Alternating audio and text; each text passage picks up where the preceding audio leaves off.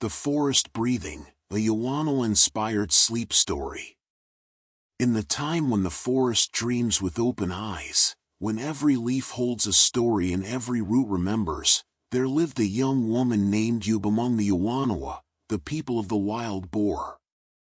She lived with her community in a clearing where the great river curved like a sleeping serpent, where the maloka, the communal longhouse, stood open to the forest, its palm-thatched roof like the wing of a protective bird. Yub had been learning the ways of plants since she was small enough to walk beneath the lowest branches without ducking. Her grandmother, Mani, was a keeper of knowledge, one who knew which vines held water, which leaves could cool a fever, which roots could speak to the spirit world when prepared with care and ceremony. The forest around their village was not wilderness to Yub, it was home, it was family, it was the breathing body of which her people were a part. Every morning she would wake to the calls of howler monkeys, their voices rolling through the canopy like distant thunder. Every evening she would fall asleep to the songs of frogs, each species singing its own note in the great chorus. On this particular day, as the afternoon light turned golden and heavy, filtering through 1,000 layers of leaves, Yub walked the familiar path to her grandmother's garden. This was not like the gardens of distant places, it was a part of the forest itself, a conversation between human intention and forest wisdom. Here, manioc grew beside medicinal plants, fruit trees reached toward the light, and flowers that called to hummingbirds nodded in the breeze. Mani was kneeling in the soft earth, her hands dark with soil, speaking quietly to the plants as she always did. The Yawanawa knew that plants listened, that they responded to song and prayer, that they grew better when tended with love and attention. "Grandmother," Yub said softly, not wanting to startle her. Mani looked up, her face creased with smile lines like the patterns bark makes as it grows. "Ah, little one. Come, sit with me. The forest has been calling you." Yub settled onto the earth beside her grandmother, feeling the coolness of the soil through her woven skirt. "Calling me?" "I have been dreaming," Mani said, her hands still working gently around the base of a young plant. "The spirits show me that it is time for you to take a walk of listening. To go into the deep forest and let it teach you what you need to know." A walk of listening was something the Yawanawa did when they needed guidance, when they needed to remember their place in the great web of forest life. It was not a journey of distance but of attention, a moving meditation, a prayer made with feet and eyes and an open heart. "Should I go now?" Yub asked. Mani smiled. "The forest's time is always now. Go as the sun begins to set. The in-between times are when the world is most itself, when the boundaries between things grow thin."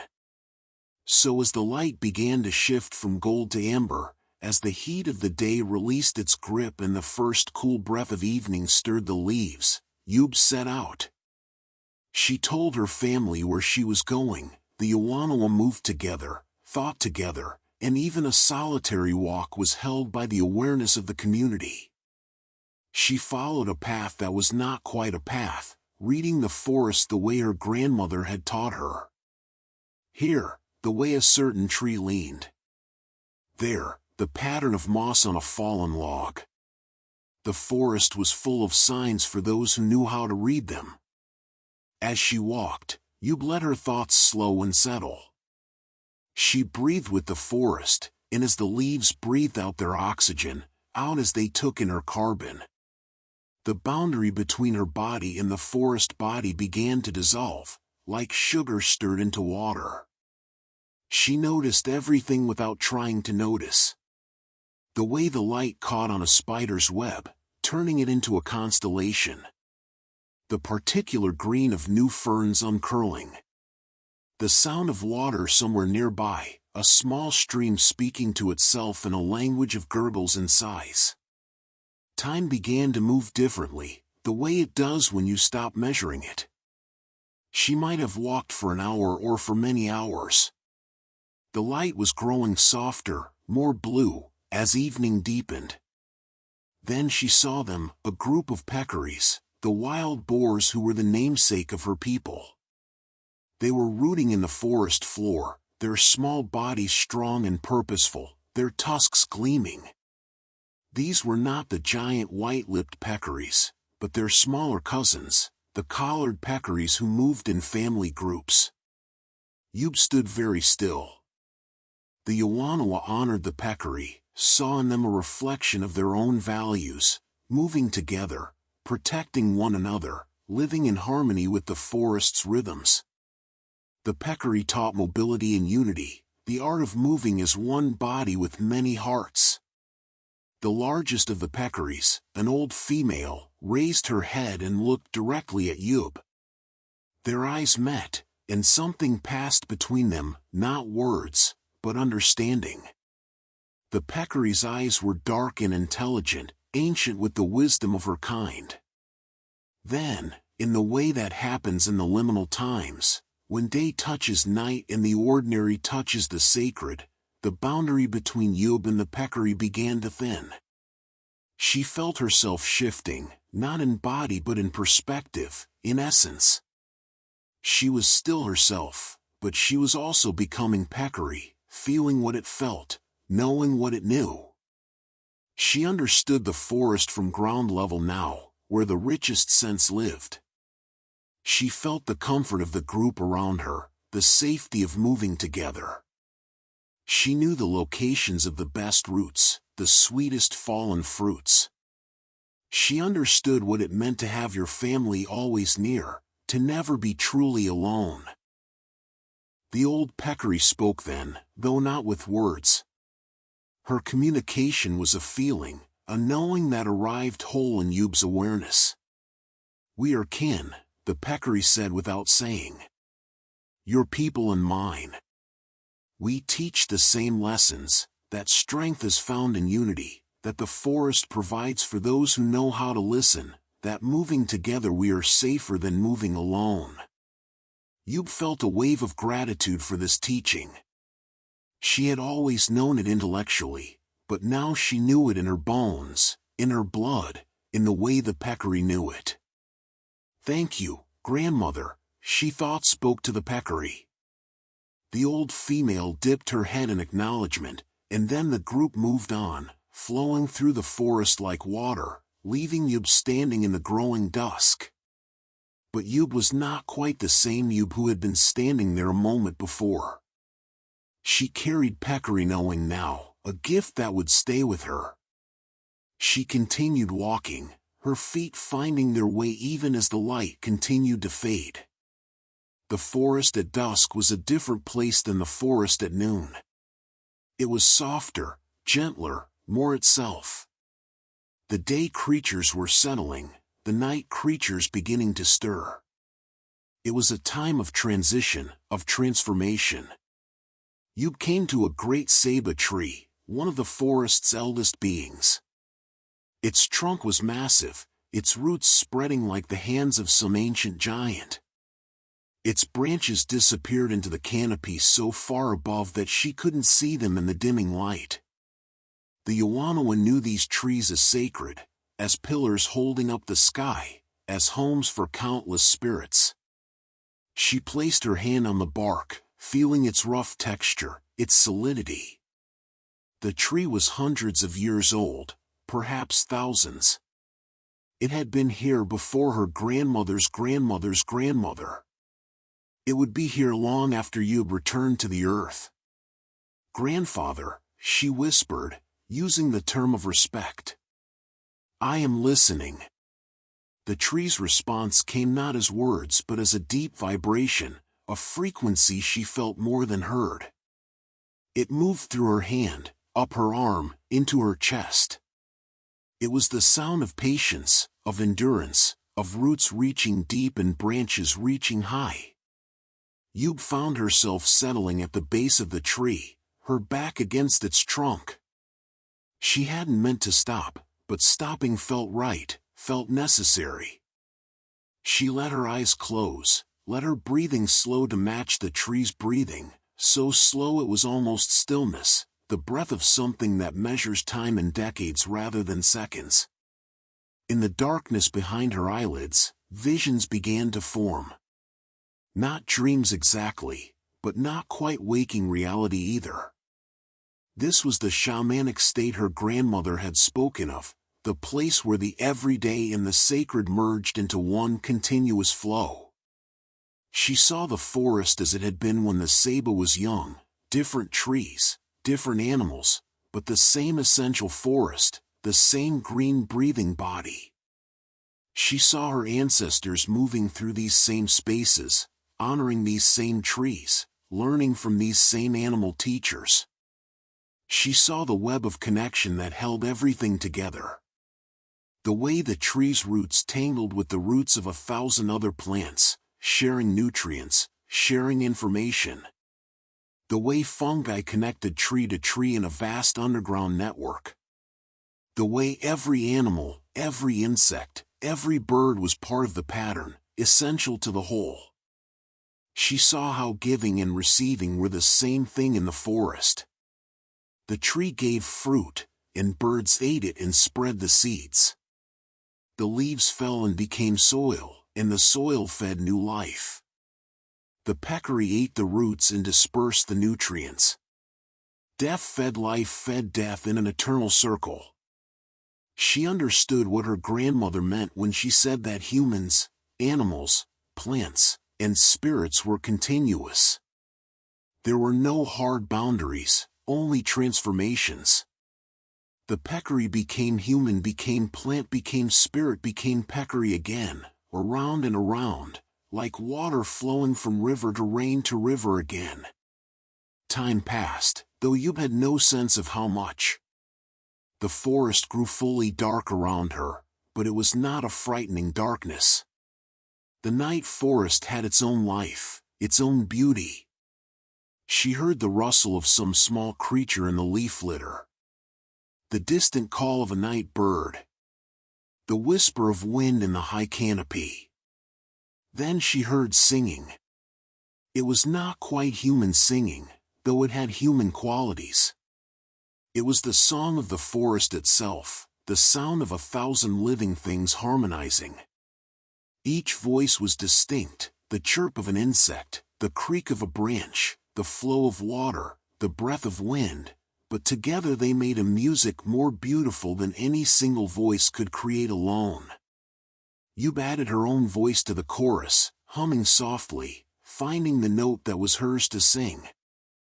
It felt natural, inevitable, like she had always been meant to sing this song, had been singing it her whole life without knowing. The Saba tree hummed with her, a bass note so deep she felt it in her bones. Other voices joined, the spirits that lived in the tree, the ancestors whose bodies had returned to the soil, the animal guides who walked the forest in forms both physical and ethereal. Yub felt herself expanding, becoming larger than her single body. She was the forest, breathing through 1,000,000 leaves. She was the river, flowing endlessly toward the sea. She was the peccary, the snake, the jaguar, the harpy eagle. She was the medicine plants her grandmother tended, holding healing in their leaves and roots. And yet she was still herself, still Yub, still a young woman of the Iwanawa learning her place in the great pattern. A presence approached through the darkness, not threatening, but powerful. Yub opened her eyes to see a white-lipped peccary, much larger than the one she had encountered earlier. But this was not quite a physical peccary. It shimmered slightly, as if made of moonlight and memory. Grandfather Peccary, Yub breathed, recognizing the spirit ancestor of her people's namesake animal. The great peccary sat down in front of her, and she saw that his eyes held the accumulated wisdom of countless generations. When he spoke, his voice was like the forest floor itself, rich, deep, full of life. "Little daughter," he said, "you have been listening well. the forest has much to teach those who come with respect and patience. What have you learned? You've thought about the visions, the feelings, the knowing that had come to her. I have learned that we are not separate, she said slowly. That my body is made of forest, my breath is shared with the trees, my life is woven into the same pattern as the peccary and the snake and the smallest insect. Yes, Grandfather Peccary said. And what does this mean for how you should live? It means I should move with care, Yub replied. Every action affects the whole. If I take from the forest, I must give back. If I eat, I must be grateful. If I cut a plant, I must thank it and take only what I need. Yes, the spirit said again. This is the old way, the way of reciprocity and respect. Your people have always known this, but each generation must learn it again, must feel it again in their own hearts. He rose to his feet, and Yub saw that he was preparing to leave. Remember, he said, that you are never alone. The forest holds you. Your ancestors guide you. Your people support you. Move with the confidence of the peccary, who knows her family is always near. Then he turned and walked into the darkness, and as he walked, his form shifted and changed. He became shadow, became starlight, became the rustling of leaves, became the memory of wisdom passed down through the generations. Yub sat with the ceiba tree a while longer, letting the teaching settle into her bones. She felt peaceful, complete, held by something much larger than herself. Eventually, she rose to her feet. The forest showed her the way home, the same path that had brought her here, now traveled in reverse. She moved slowly, savoring the night forest, saying silent thank yous to everything she passed. As she walked, she became aware of other presences, not frightening, but watchful, protective. The spirits of the forest were accompanying her, making sure she returned safely. She felt the snake spirit, teaching flexibility and transformation. She felt the jaguar spirit, teaching strength and courage. She felt the spirits of the medicine plants her grandmother knew, teaching healing and balance. The lights of her village appeared through the trees, cooking fires, the soft glow of lamps. She heard voices, laughter, the familiar sounds of her people in the evening. As she emerged from the forest into the clearing, she felt herself shifting back fully into human form, though she carried the animal knowings with her.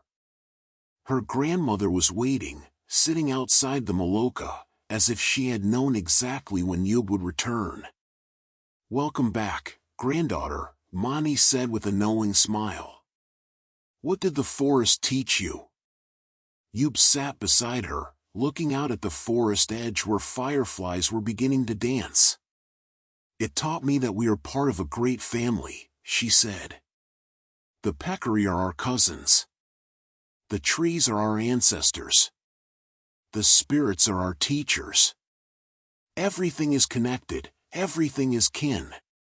Mani nodded, satisfied. "This is good knowing. This is the knowing that will guide you through your life. Remember it when things are difficult. Remember that you are held by something vast and loving." That night, Yub lay in her hammock in the maloka, surrounded by her sleeping family. She could hear their breathing, could feel the presence of her people all around her. Beyond them, she felt the forest breathing too, the river flowing, the animals moving through their nightly paths. She thought about the peccary who moved always in groups, protecting one another. She thought about the ceiba tree with its roots tangled with 1,000 others. She thought about the song she had heard, made of many voices harmonizing. She understood now why her people called themselves the people of the wild boar. It was because the peccary showed them how to live, together, mobile, adaptable, strong in unity. The forest was constantly moving, constantly changing, and those who survived were those who moved with it, who changed with it, who remembered they were part of it. Yube's breathing slowed, deepened, merged with the breathing all around her. She drifted into sleep like a leaf floating on a river, carried by something larger than herself, held by the great pattern. She dreamed of the forest. She dreamed of running with the peccaries, feeling the joy of moving in a group, the safety of family close by. She dreamed of growing like the ceiba, roots deep and branches high, holding space for countless others. She dreamed of the ancestors walking the ancient paths, their wisdom still feeding the present like fallen leaves feeding the soil. In her dream, she understood that birth and death were not opposites but part of the same cycle. The body returned to earth, became plants, became animals, became new humans. Nothing was ever truly lost, only transformed. The forest proved this every day, life feeding on life, death giving rise to life, around and around forever. She dreamed of singing, her voice joined with all the voices of the forest, creating a harmony so beautiful it made the stars lean closer to listen. Each being sang its own note, and together they made the song of life itself, the song that had been singing since the beginning and would sing until the end. And the end was not an end but a transformation, a changing of form, like water becoming vapor, becoming rain, becoming river again. Yube slept deeply, peacefully, held by the hammock in the maloka and the village in the forest and the great breathing web of life that connected everything. She slept with the knowing that she was never alone, that she was part of something vast and beautiful and wise. Outside, the forest continued its nightly activities. The nocturnal animals hunted and foraged. The plants grew in the darkness, reaching toward nutrients, toward water, toward light they would meet again in the morning. The spirits moved through the trees, tending to their eternal work. And the river flowed on, as it had always flowed, as it would always flow, carrying with it the stories of the forest, the memories of the people, the whispers of the ancestors. Everything was connected. Everything was moving. Everything was held. The Yawanawa slept in their hammocks, dreaming the dreams of those who know their place in the world, who understand they are part of something larger, who remember that humans and animals and plants and spirits are one continuous being, expressing itself in countless beautiful forms. And the forest breathed, in and out, like it had breathed for millions of years, like it would breathe for millions more, patient and eternal and endlessly generous to those who approached with respect. In the morning, Yube would wake and return to her daily work. She would tend the gardens, gather food, help her family, share stories with her community. But she would carry the forest's teaching with her, would remember the peccary's wisdom, would know that every action mattered because everything was connected. For now, though, she simply slept, cradled in her hammock like a seed in the earth, like a child in the forest's arms, like a single note in the great song. The night deepened. The stars wheeled slowly overhead. The forest breathed.